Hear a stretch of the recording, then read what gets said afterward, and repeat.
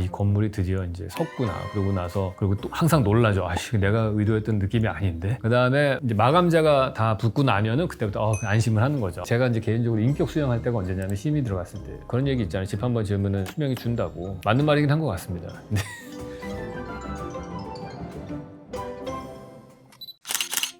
네, 여러분 계속 이어서 저희 이 건축주가 되는데 필요한 용어 설명에 대해서 계속 이야기해 보도록 하겠습니다.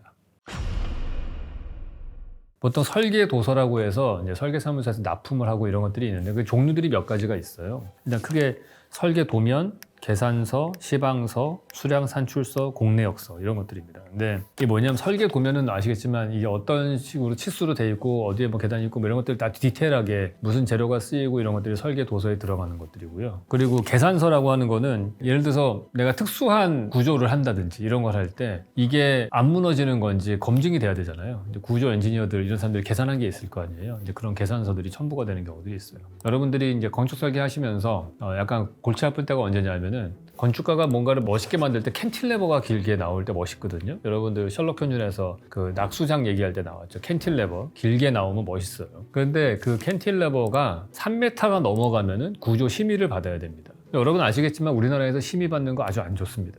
심의를 받으면은 도대체 어떤 심의위원이 와서 무슨 소리를 할지를 알 수가 없기 때문에 제가 이제 개인적으로 인격 수양할 때가 언제냐면 심의 들어갔을 때예요. 심의 받으러 들어갔을 때 어이없는 질문들이 나오는 경우들이 있기 때문에 가급적이면 심의를 피해야 돼요. 그러니까 심의가 있으면 그만큼 허가받는 기간이 길어지는 거거든요. 그러면은 아까 말한 은행 이자가 또 나가는 PF의 이자가 나가는 일이 생기기 때문에 그 다음에 이제 시방서라는 게 있습니다. 시방서는 쉽게 말해서 내가 도면으로 건물을 이렇게 지으시면 됩니다라고 하는 게 있다면은 시방서는 이거를 그냥 다 말로 풀어놓은 거예요. 엄청 디테일하게 이런 것들이 생겨나는 이유는 이제 법적인 책임이 누가 있느냐 이거를 명확하게 하기 위해서 거의 약간 법률적인 그런 스테이트먼트 같은 느낌이 날 때도 있거든요. 그래서 그걸 말로 잘 설명을 해놓은 그러한 거다 이렇게 보시면 될 것 같고요. 다음에 수량 산출서 이런 것들이 나옵니다. 수량 산출서라는 거는 내가 건물을 지을 때 필요한 예를 들어서 철근 콘크리트 건물을 짓는다. 그러면 이게 레미콘이 도대체 몇 차가 들어가는지, 뭐 철근이 얼마가 들어가는지, 창틀은 얼마가 들어가는지 이런 것들이 다 물량들이 나올 거 아닙니까? 그것들이 다 계산을 하는 방법이 다 있거든요. 그래서 그거에 따라서 전문 회사들이 있어요. 그래서 이제 설계 도면이 딱 끝나면 주면은 이 사람들이 쫙 계산을 해서 줍니다. 그래서 내역서 같은 걸 만들어요. 뭐가 얼마 들어가고 뭐 얼마 들어가고 쫙 이렇게 정리를 해서 줘요. 그러고 나서 예산 공사비 같은 것들이 나와요. 근데 예산 공사비가 나오면은 그래 건축주가 도대체 이게 설계가 내가 감당할 수 있는 수준인지 아닌지를 알 거 아닙니까? 그러고 나서 입찰을 하는 거죠, 시공사한테. 근데 이제 입찰을 할 때 ABC 보통 한 3개의 회사가 있다고 칩시다. 3개의 회사가 어쨌든 이 프로젝트를 따기 위해서 최소한의 것들로 막 만들어낼 거 아닙니까? 그래서 다 가격을 써요. 근데 문제가 뭐냐면은 예를 들어서 제 케이스를 말씀을 드리면 어떤 건물 100억에 짓겠다고 한 사람이 있었고 어떤 사람은 105억에 짓겠다고 어떤 사람은 95억에 짓겠다고 했어요. 근데 95억에 짓겠다고 한 사람이 딱 보니까 계산을 할 때 이 내역이 빠진 게 있는 거예요. 뭐 예를 들어서 창틀이 20개가 들어가는데 그 사람 뭐 18개로 썼다든지 아니면은 레미콘이 그러니까 콘크리트가 어느 정도 양이 들어가야 되는데 그게 뭐 몇 개가 빠졌다든지 뭐 이런 식으로 물량이 좀 빠진 것도 있고 그다음에 이 사람들이 열심히 이 도면을 제대로 안 보면은 놓치는 것들이 또 있어요. 내역들이. 그럼 이제 이게 문제가 되는 거예요. 나중에 이제 그 사람들이 갖고 왔던 견적서 같은 것들을 듣고서 계약을 하는데 나중에 누락된 게 있으면은 나중에 딴소리 하는 사람들이 있거든요. 이거를 또 뭐 이거 빼먹었다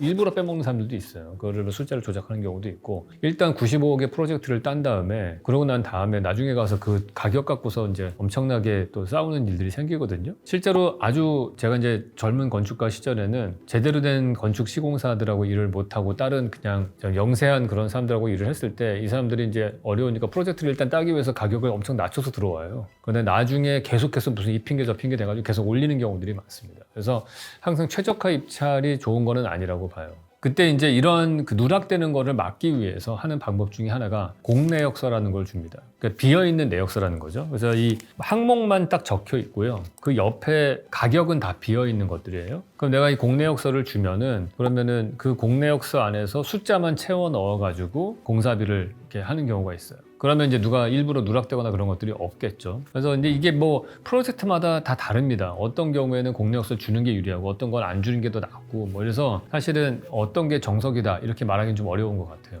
근데 제가 이제 외부에다가 이런 내역 작업을 시키는 것들, 견적이 얼마인지를 알아보는 거를 하다가 최근에는 좀 이게 좀 불필요하다고 느낀 적이 몇 번 있어요. 왜냐하면은 건물을 설계를 끝내고서 지으려고 딱 봤더니 이 견적 회사에서 맡겨서 했을 때 150억이 나온 거예요. 그래서 우린 저 뜨악한 거죠. 이게 목표가 한 100억짜리 건물을 짓는 거였는데 150억이면 완전히 예산을 너무 초과하는 거잖아요. 그래가지고 이거 어떻게 해야 되지 고민을 하다가 그냥 ABC, 우리가 봤을 때 제일 시공을 잘한다고 하는 업체들 세 군데다가 비교를 했는데 가격은 딱 봤더니 98억, 100억, 105억 이렇게 나온 거예요. 그러니까 이게 너무 차이가 나는 거죠. 이분들이 이제 내역서 같은 거를 작성을 할 때는 매년 한 번씩 그 가격표가 나오거든요. 그 예산을 짤 때 그런 걸 이제 어려운 말로 예가라고 합니다. 그러니까 예가와 실행가 이런 말이 나와요. 예가는 그냥 예산상으로 정부에서 예를 들어서 올해에는 철근은 몇 미리 굵기가 뭐 얼마고 몇 미터 얼마고 이런 것들이 쫙 적혀 있을 거 아니에요. 콘크리트는 얼마고 뭐 이런 것들이 정가표라고 보시면 될 것 같아요. 그거대로 다 하면은 엄청나게 이렇게 높게 나오는데 실제 현장에서는 사실은 그거보다 훨씬 더 낮은 상황들이 많습니다. 그래서 제가 이제 항상 분노하는 게 그거죠. 관공서에 하는 프로젝트들은 다 예가로 해서 지급을 하거든요.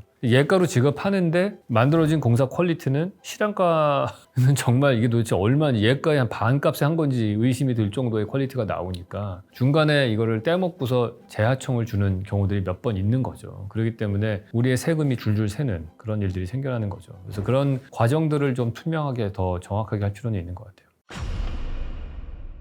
다음으로 말씀드릴 거가 집 짓는 순서입니다. 뭐 집 짓는 순서 그냥 한번 관심이 있으신 분이라면은 주변에 건물이 지어지는 거를 한번 이렇게 현장이 근처에 있으면 한번 왔다 갔다 하면서 보시면 돼요. 맨 처음에 뭐랄까요? 기초 공사를 해야 되는 거죠. 근데 대체적으로 도시에 지어지는 건물들은 지하를 파니까 땅 파기 작업부터 시작을 합니다. 그러니까 맨 먼저 파일을 받고서 흙을 안 무너지게 한 다음에 흙을 퍼내서 트럭에 실어서 바깥으로 버리겠죠. 그런 다음에 어느 정도 땅이 되면은 그 밑에다가 뭐 버림 콘크리트 뭐 이런 것부터 해서 이제 치기 시작을 합니다. 그래서 거기서부터 기초를 다져가지고 이렇게 올라와요. 보통 한 7, 8층 정도 되는 높이인데 밑에를 한 20m까지 파는 경우가 있었는데 저희가 정말 땅 파서 지상으로 건물이 올라올 때까지 거의 한 1년 넘게 걸린 것 같아요. 근데 정작 지상에 올라오면 그 다음부터는 되게 빠르게 올라갑니다. 지상은 뭐 콘크리트 치고 한 보름마다 한 층씩 올라갈 수 있는 거니까 착착착 올라가요. 근데 아래 많은 부분이 땅 파는데 많은 시간과 돈이 들어갑니다. 보통 일반적으로 지하 공사비는 토목 공사비도 들어가고 하기 때문에 같은 면적이라고 하더라도 뭐 1.5배 들어간다 이런 얘기가 있거든요. 그래서 지하 공사를 반드시 해야 되는 것만 하는 게 사실은 더 낫다 그렇게 생각은 해요. 그리고 나서 이제 기초 공사 끝나고 나면 그 다음에 하는 게 이제 골조 공사죠. 골조라고 하는 거는 그냥 인간으로 치면 이 뼈대입니다. 무너지지 않게 하는 것들이죠. 우리가 건물을 리모델링 할 때 보시면은 마감재라고 하는 그런 것들을 다 뜯어내고 나면 보통 철근 콘크리트로 앙상한 뼈대만 남죠. 혹은 철골 구조의 엉상한 뼈대만. 그게 이제 골조 공사입니다. 근데 그게 사실은 진짜 중요하죠. 특히 철근 콘크리트 같은 경우에는 거푸집을 부어서 막 만드는 거니까 상당히 어려워요. 고난이도의 공법이긴 해요. 그래서 보통 시공사들도 이 골조 공사가 끝나면은 거의 뭐 한 7분 응선은 넘었다라는 그런 느낌을 좀 받습니다. 그래서 제가 뉴욕에 했던 그 아파트가 있는데 그 찰스 스트리트 아파트 골조 공사 끝냈을 때 파티를 했어요. 티셔츠 만들어가지고 시공사에서 나눠주고 막 그래요. 야, 드디어 이제 골조 끝났다. 그 다음부터는 일단 뭐 뭔가 문제가 생기더라도 사실은 조금만 손을 보면 되는 문제들이니까. 근데 골조에 문제가 생기면 심각한 문제잖아요. 골조 공사가 끝난 다음에 이게 쇠파이프 같은 것들이 있잖아요. 그게 이제 철근 콘크리트로 한다 그러면은 콘크리트 붓고 얘가 무거우니까 이게 단단하게 굳기 전에는 밑에다가 쇠파이프를 대놓거든요. 그럼 그게 있을 때는 이게 도대체 무슨 공간감인지가 잘 안 보여요. 근데 골조가 딱 끝나고 나서 그것들을 다 걷어내고 나면 그때부터 이제 공간감이라는 게 보이기 시작을 합니다. 그러니까 그때 볼 때가 되게 놀라운 경험이죠, 사실은. 아, 이 건물이 드디어 이제 섰구나. 그러고 나서, 그리고 또 항상 놀라죠. 아씨, 내가 의도했던 느낌이 아닌데. 이제 항상 놀란 다음에, 그 다음에 이제 마감재가 다 붙고 나면은 그때부터 안심을 하는 거죠. 아, 우리가 투슈도 해봤던 이제 그런 풍경이 나오는 거죠. 그 갭은 항상 커요, 항상. 어쨌든 근데 그 골조 끝난 다음에 되게 괜찮다. 한번 가서 보면 재밌다. 이렇게 볼 수 있고요. 그 다음에 외장공사. 외장공사는 쉽게 말해서 이제 골조가 다 끝나고 나면은 하는 일들이 단열재 같은 거 공사를 해요. 여러분들 공사 현장 가서 보면 스티로폴 같은 거 있잖아요. 이제 그런 거를 붙이는 거죠. 그래서 스티로폴 붙이고 뭐 혹은 요즘에 우레탄을 쏘기도 하고 뭐 여러 가지 방법들이 있습니다. 그래서 단열 공사하고 방수 공사하고 그다음에 건물에 껍데기를 싸는 외장 공사가 있죠. 그리고 창틀도 끼워야 되는 거고.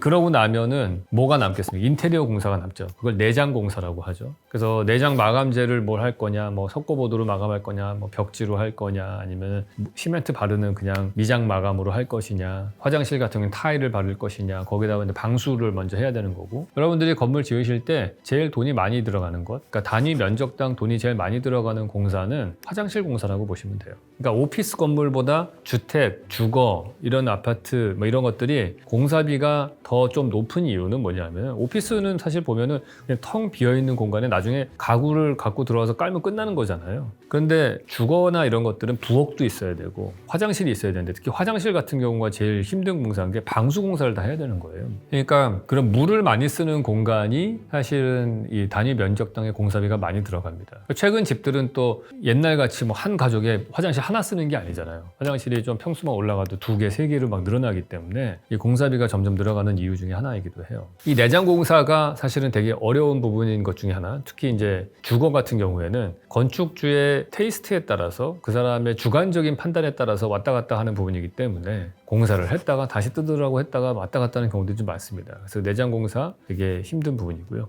뭐 마무리 공사라고 하는 것들은 모르겠어요. 이거는 정의를 어떻게 내리느냐에 따라 다른데, 마무리를 건축가들은 어떻게 하냐면은 공사가 끝나고 나면은 이제 펀치리스트라는 거를 만들어요. 왜냐하면 이렇게 내가 봤을 때 이 부분은 좀 고쳐야 될 것 같다는 리스트를 만듭니다. 왜 펀치리스트가 하냐면 그걸 쭉 한 20몇 개 적으면은 그 다음에 해결되면 펀치를 하는 거예요. 하나씩 지워나가는 그런 리스트라고 할 수 있는데, 거기에 뭐 여러 가지 것들이 있죠. 근데 글쎄요, 이게 이제 여기서 눈이 까다로우냐가 이제 결정이 나는 거죠. 특히 이제 저 같은 건축가들은 이 선이 안 맞는 거 아주 못 견뎌하는 그런 사람이잖아요.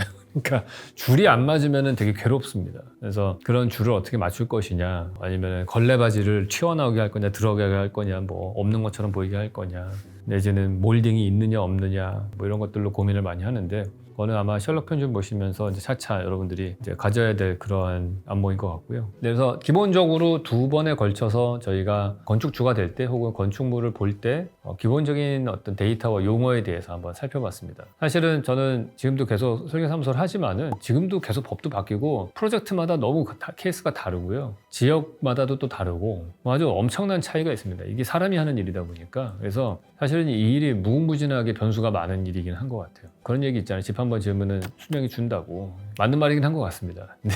근데 어쨌든 여러분들 한 번은 건축주가 돼보는 경험을 다 해보셨으면 좋겠고요. 어디 식당에 가면 다 자기 나름대로의 입맛이 있지 않습니까? 아, 여기 좀 짠 것 같고 여기 뭘 좀 더 넣어야 될 것 같고 이러잖아요. 근데 사실은 건축도 마찬가지인 거예요. 눈 뜨면 맨날 만나는 게 건축물이잖아요. 그러면은 제대로 된 건축물, 우리가 이제는 알지 않습니까? 너무 설탕 많이 들어간 콜라 같은 거 안 좋은 거고, 단짠 음식들도 별로 건강에 안 좋고, 이런 거 알지 않습니까? 근데 마찬가지로 건축물은 도대체 뭐가 좋고 안 좋은지를 아는 눈이 필요하고, 그걸 알려면 기본적인 그 룰을 알아야 돼요. 우리 축구를 하려면 적어도 옵사이드 정도는 알아야 되잖아요. 룰을 알아야 되는 거잖아요. 그런 것처럼 이 건축 법규도 그렇게 보시면 될 것 같습니다. 삶을 규정하는 되게 중요한 거고, 여러분이 낸 세금으로 지어지는 건물들이 다 여러분이 건축주인 거니까 그게 도대체 어떠한 원리에 의해서 지어지는 건지 조금은 더 관심을 가질 필요가 있다, 그렇게 생각을 합니다. 오늘 여기까지 마치도록 하겠습니다.